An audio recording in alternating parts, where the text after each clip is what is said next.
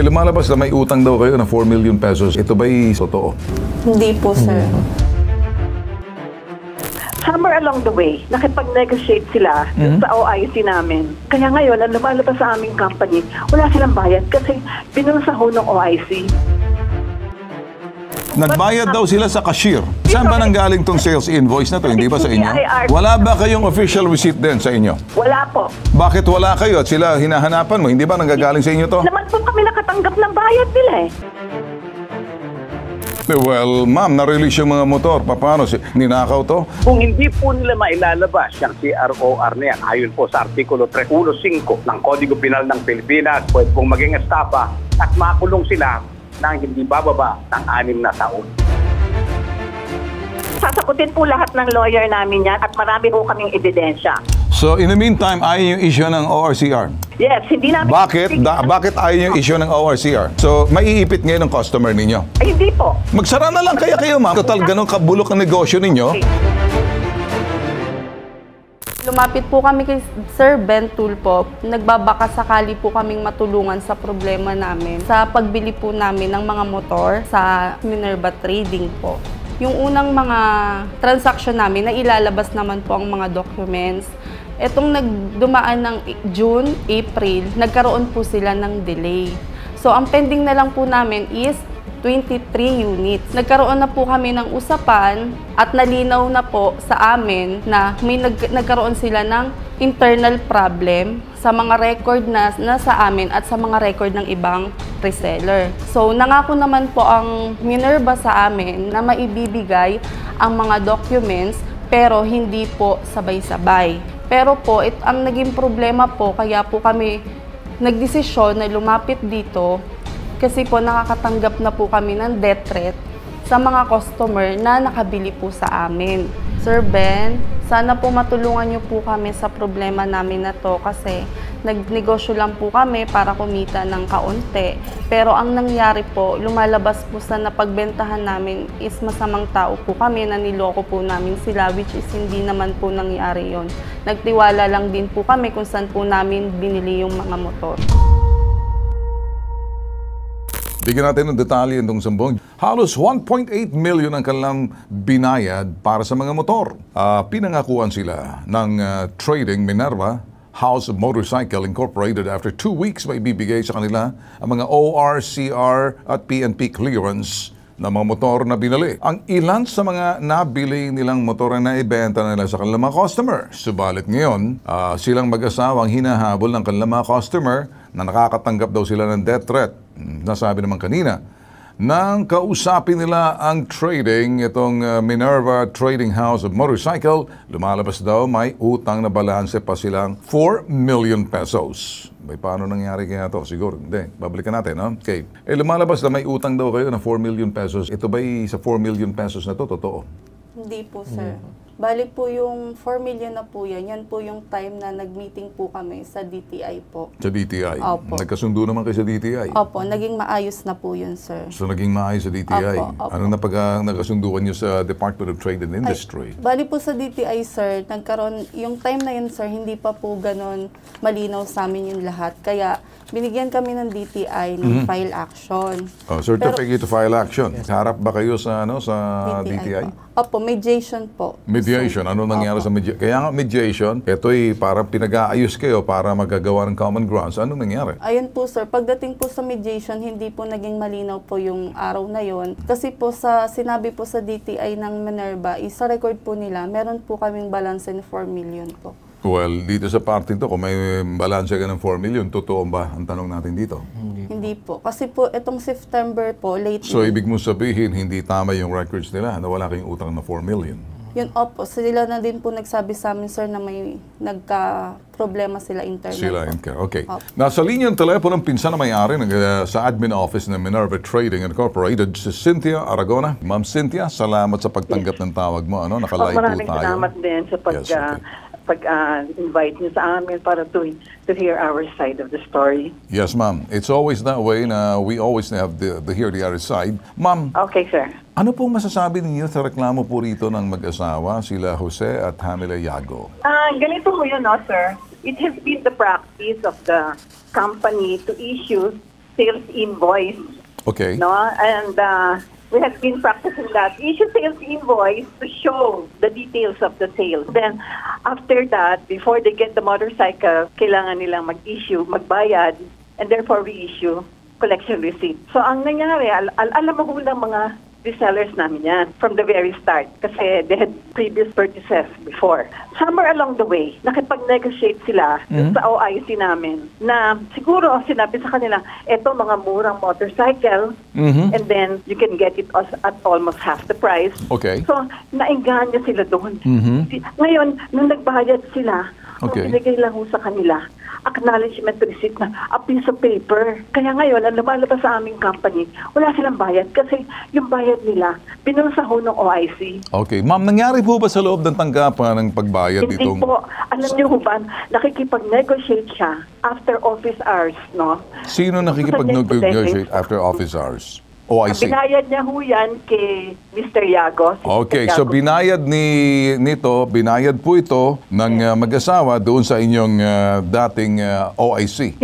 Hindi po. Hindi ho sila bumili direkto sa Minerva. Bumili sila sa reseller. Itong reseller na to, bumibili sa Minerva. Kayo ba ay nagkaroon ng mediation sa DTI? Yes, we had. What happened doon sa... Wala po nangyari. Bakit walang nangyari, ma'am? Kasi hindi po sila umappear, yung mga reseller. Tapos sa LTO... Sino itong mag-asawa hindi nag-appear?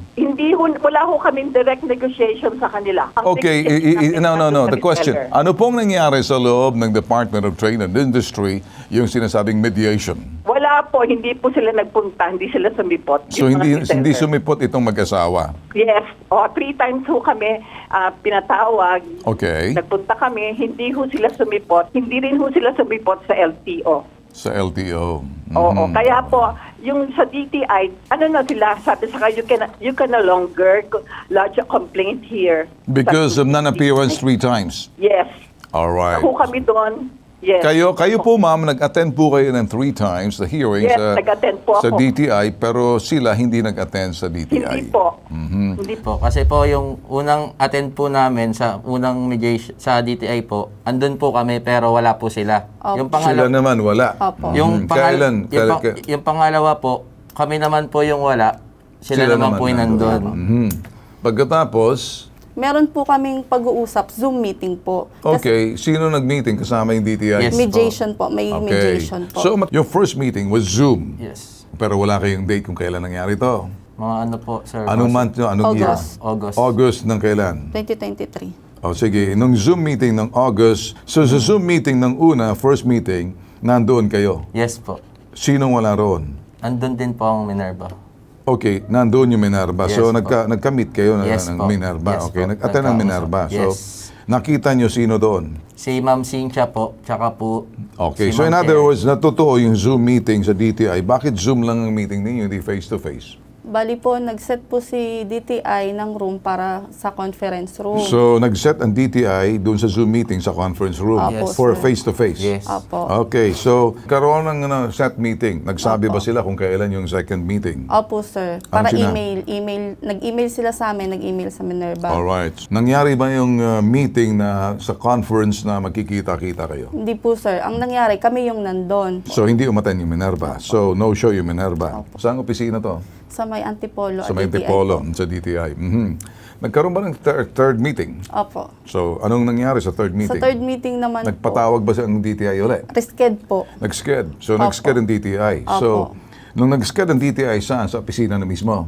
Opo, sir. Doon po ulit sa Doon po ulit sa conference room na Opo. yun. Pumunta kayo. Kami naman po ang di nakapunta. Okay. Opo. Nag-set ng conference, kayo naman di naka-attend. Opo. Lumalabas, pareho nag-attend kayo ng first Zoom meeting and then para ma-set ng conference meeting sa loob ng DTI, pareho kayo. Kayo nag-attend pero sila hindi nag-attend. Sila Minerva. Opo. Okay. Yung third meeting, nag-set ng conference tapos kayo hindi hindi naka-attend naka-attend. pero sila nag-attend. Opo, sir. O di, ano nangyari after that? Nag-message po yung DTI sa amin na doon na po sila nagbigay ng file action. Anong file action? Ano daw po yun, sir? Parang certificate yun, sir, na kung... Kasi binigyan kami ng referral to LTO. ng DTI. O, teka muna. Ano bang narareklamo nyo? Unit o LTO? Ano bang hinahanap nyo rito? Gusto kong malinaw. Isang sasagot, ha? Isang sasagot. ORCR ng mga motorcycle. So, yun pala, pumunta ka ng DTI, hindi nyo narareklamo yung dealer dahil doon sa non-delivery of those motorcycle. Tama? Nasabi namin po dun, sir. So, ano sinabi ng DTI rito? Bali, sir, ang sabi po ng DTI is, ano daw po yan, sa LTO din po ang makakatulong sa amin. Hindi. Teka muna. Tama ba yung mga units na binili ninyo? Opo, sir. Meron So, po. kompleto? Opo, meron Alright. po. So, lumalabas, tama ang DTI kasi dapat sa LTO kayo. Opo. Sa LTO, dahil mga ORCR pinag-uusapan. Opo, opo. Okay, ORCR. So, tanong ko, ano ba nagka-problema sa ORCR? Kung kayo, bayad ba kayo? Opo, sir. Sigurado kayo? Opo, sir. May mga provisional receipt kayo or sales invoice lang? Meron po. Lahat Merong po. sales invoice, Sales provisional invoice. receipt. Sales invoice Alam mo bang po. ibig sabihin ng sales invoice as defined nitong si La Minerva, si Cynthia? Opo, sir. Anong nilalaman ng sales invoice? Andun po yung specific engine at frame ng Specific motorcycle. engine, lahat, specific detail at Opo. specific unit. Nagsasabi Opo. kung ilang cc yan. Tama? Opo, Mhm. opo, sir. So, yung pera ng sales invoice na bigay nyo sa Minerva, sa representante nila. Sa manager po nila, Sino sir. manager nila? Si Ma'am Clabil po. Si Man Claville. Saan kayo nag-abutan ng pera? Sa mismong kasa po, sir. Sa mismong casa? Opo, sir. Kailan nangyari yon? Ano, sir? Etong June yung pinakahuli po. June last, itong year na to? Opo. So, sa official receipt mo na binigay nyo or provisional receipt or whatever sales invoice na Opo. binigay nitong, ito yung nakikita na to. Yan lahat. Yan. Opo, Tama sir. na yan. So, lahat yan. Magkano lahat yan? Bali po, sir, nasa 1.4. Lahat yan. Pag Opo. sinumatotal natin yan. So, Opo. 1.4. Binayaran nyo yan. Opo, sir. Nabayad yan. Opo, sir. May resibo ka. Opo, sir. Oh, sa kanino mo binayad yan? Kay Ma'am Clabil po. Alright. Cynthia, nandiyan ka pa ba? Yes. Cynthia, Yes, sir. Okay. kung nakikinig ka sa sinasabi na anong sasagot mo Yes. roon? Totoo ba tong receipt? Pakita natin receipt. Minerva Trading, which is, it says the date and also collection receipt, and it tells the amount. Nandyan lang Yes. naman lahat yan. So, are these real? Are these true? Yung mga sales invoice na yan, they are true. Okay. So, totoo nagbayad sila rito ng 1.4 million peso. Binayaran nila yung previous orders, pero itong mga huli na hinihinga nila, hindi ito bayad. Okay, sandali ma'am. I can show you. Let me just finish. There are this 800,000 and 262,000, total of 1.4 million. Tama? Yes. All right. Lahat po yan nabigyan na ng ORCR. Nabigyan ng ORCR to. Mhm. So ano tong narereklamo nila ma'am kung nabigyan ng ORCR? Yun pong mga huli na kinuha nila, na binayad nila kay Clavel na wala pong resibo, wala pong collection receipt yan. I can show you. All right. Bigay sila sa amin. So parang lumalabas ma'am, wala namang problema rito sa 1.4 million na binayad kasi Bigay nakuha po na yan. namin lahat yan. Okay na yan. Bigay na Mhm. po lahat. Ang nirereklamo po nila, yung mga binigay sa kanilang motorcycle ni Clavel na wala pong bayad. Wala po silang binayad. May binayad po sila kay Clavel, hindi ho naramit sa Minerva. Si Ang- Clavel ay manager po ninyo. Yes. Okay, si Clavel wala na dyan sa inyo. Yes. My question is, why will you accept a piece of paper when you pay millions? Sandali. Did I just hear you na 800,000, 1.4 million na bigay lahat? May mga resibo naman ako nakita? Yes. Oh, so- Hindi na po lahat ang PNP clearance. na. Okay, sige. So ano tong pangalawa na sinasabi niyo? Ito Walang kung resibo? hinahabol nila, wala ho yung bayad. I see. Okay. Sir. Itong pangalawang pala, itong sinasabi niyo kay Clavel, nagbayad kayo kay Clavel na walang resibo. Tama? Meron po, sir. Tama. Meron po, sir. Nasaan yung resibong pangalawa na binigay niyo kay Clavel na si Clavel no longer around? Is there really an official receipt? Yan ang gusto ko malaman. Opo, sir. Kung meron kayong official receipt kay Clavel na wala na dyan sa kanila, I want to see that. Opo, sir. So, official receipt yun. Opo, sir. Kano lahat ng sales invoice na to? Individual po yan, sir. Individual to, 75,000, 77, magkano, marami to. Opo. So, itong sinasabi mo, Yan po ang sales pending. invoice. Ma'am, may sales invoice po tayo rito na pinarmahan. Kaninong perma to? Sa, ano po, cashier. Sinong cashier? Hindi ba si Clavel to? Cashier po. Yung Cashier, si... So in other words, ito bang binaya yung sales invoice sa loob ng dealership? Yes po, sir. Wala kayo sa restaurant? Wala po. Wala kayo sa labas? Wala po. Lahat na transaksyon nangyari Sa sa loob, loob ng opo, opo. dealership. Opo. Okay, sige, ganito. Okay, sandali ha. Attorney Batas Mauricio, ay sigurado na napapakinggan nyo. Magandang umaga sa inyo, Attorney Batas Mauricio. Hawak natin ang mga sales invoice na lahat nagpapatunay na tinanggap at ito ba'y sapat na ebidensya na mapapakita nangyaring transaksyon at hindi sila pwede maakusahan na sila nagsisinungaling? Sapat na po yan, Ginoong Ben Tulfo, sapagkat marami na po ang desisyon ng Korte Suprema nagsasabi na pagka ang mga tao nakipagtransaksyon sa isang kumpanya at doon mismo sa company premises naganap ang transaksyon, hindi po kasalanan ng mga tao kung sakali man magtiwala sila sa mga nag-i-issue ng sales invoices, ng mga dokumento kasi nasa loob po ng company premises. Sabay, hindi po pwedeng tumayo ang mga tao dyan na hindi po taga-kumpanya kung hindi pinahinto sa kumpanya. So, sapat na po yan, Ginoong Ben Tulfo, para patunayan na may transaksyon. Ma'am, narinig yung isang abogado na itong mga official receipt, itong mga sales invoice, na ito'y nangyari sa loob ng transaksyon ng inyong opisina, Yes, pinarmahan din ng inyong mga nasa Yes, cashier to, ano? Tama? So, ma'am, paano kung papapakita po namin sa inyo lahat ito at pag napakita mo namin sa inyo lahat to, Apa. anong gagawin po ninyo rito? Ito'y tatanggapin niyo po kahit na po na wala na po yung inyong manager dahil kung ano mang kadahilanan, tinanggal nyo. Apa. So, what would you do? Would you Yes, honor sir. this? We will honor the sales invoice, pero ang company procedure namin is after the sales invoice, you have to pay. And when you pay, you have to Nagbayad ba kayo? collection receipt. Nagbayad daw sila, pinarmahan to. Saan kayo nagbayad? Yes, yes. Nagbayad daw sila sa cashier. Hindi ho ba sila, hindi ho yan. Hindi ba dapat ang cashier mag-i-issue ng receipt, ma'am? Collection receipt. Kaya nga, ma'am, saan ba nanggaling tong sales invoice na to? Hindi ba sa inyo? IR code 237 Hindi. that we can issue sales invoice, and upon issuing sales invoice, when they pay, they have to, we will issue collection receipt. Alam po yan ni Mr. Yago because he has previous purchases with our company. That is our company procedure.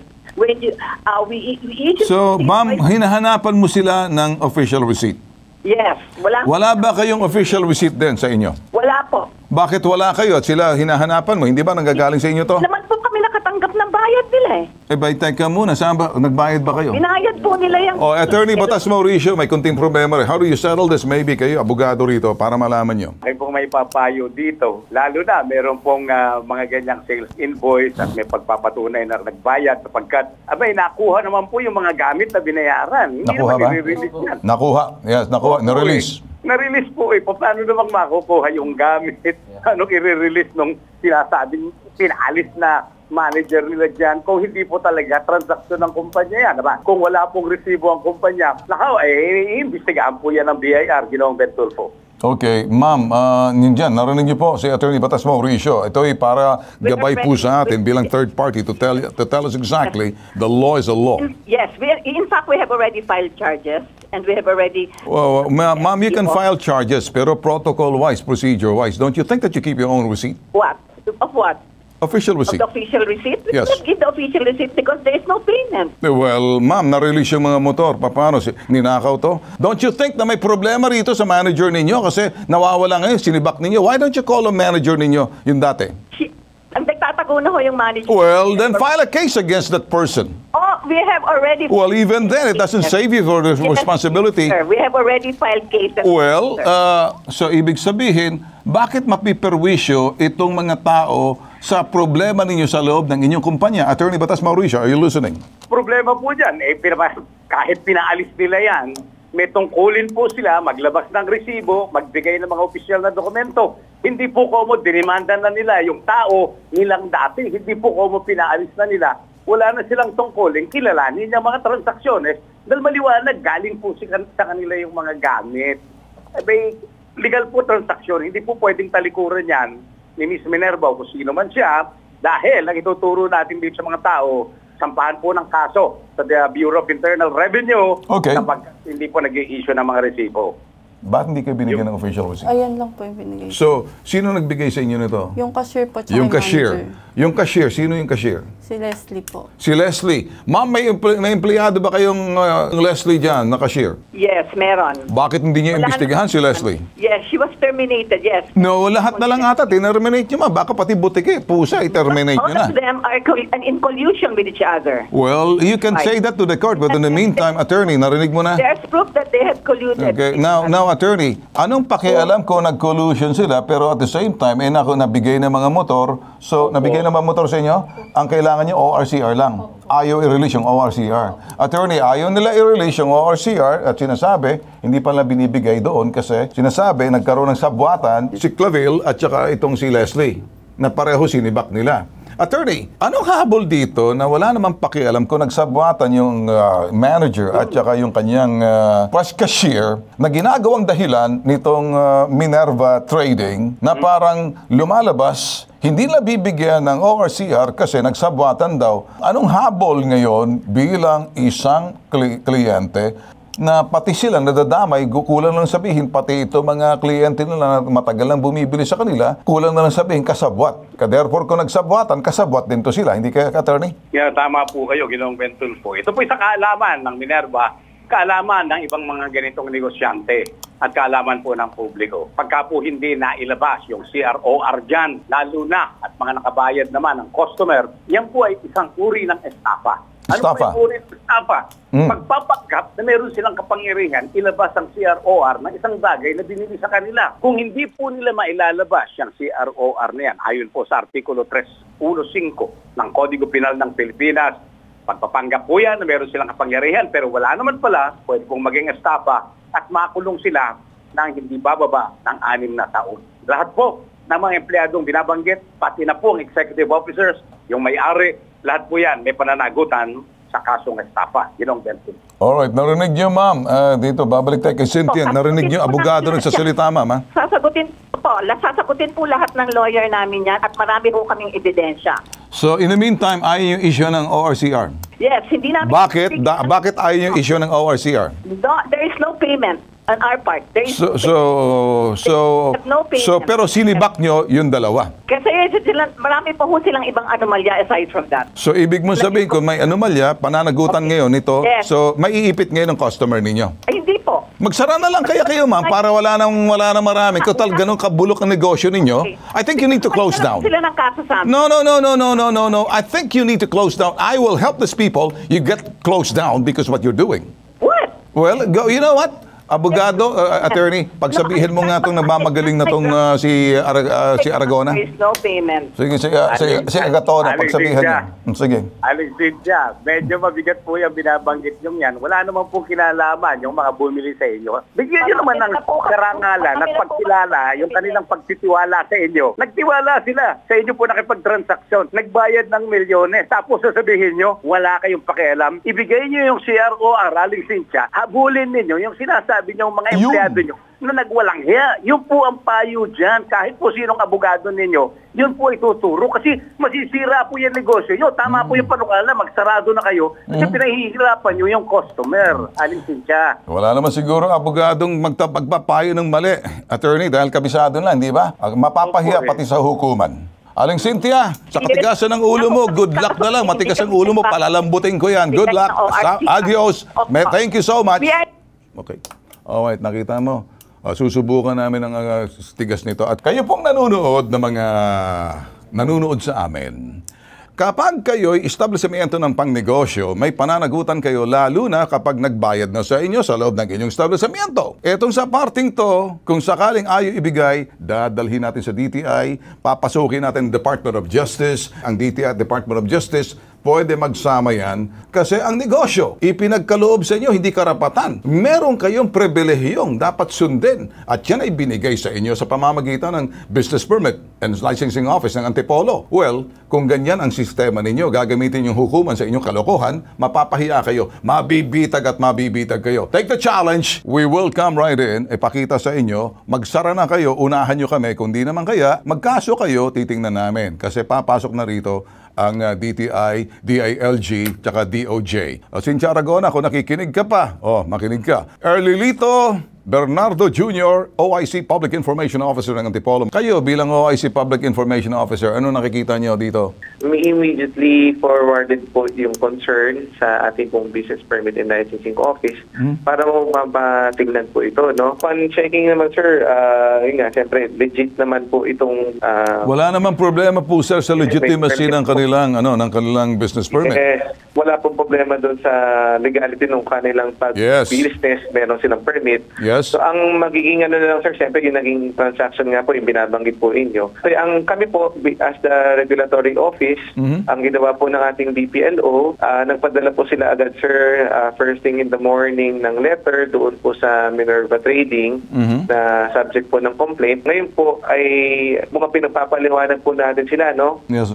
Kung ano po ba yung nangyari dito. In reply po doon sa aming pong letter doon po sa Minerva Trading, nag-commit naman po sila, sir, na makikipagtulungan po. Ayun. Activate na po nila, sir, sa main office po nila. Sige. Yung concern. Okay. So kami naman, sir, nagbigay naman din po ng instruction si Mayor to monitor po itong Sige. compliance nila. Sir. At ito, sir, papalapit na po yung renewal ng business permit. Ayun. Sa ngayon po, sila po ay matatag, kumbaga, ang term po ng aming DPLO. So kung sila po ay hindi po tutupad doon sa kanilang pag-uusapan ng complainant at yung main office po, sila po ay hindi po makakapag-renew. Okay na yan.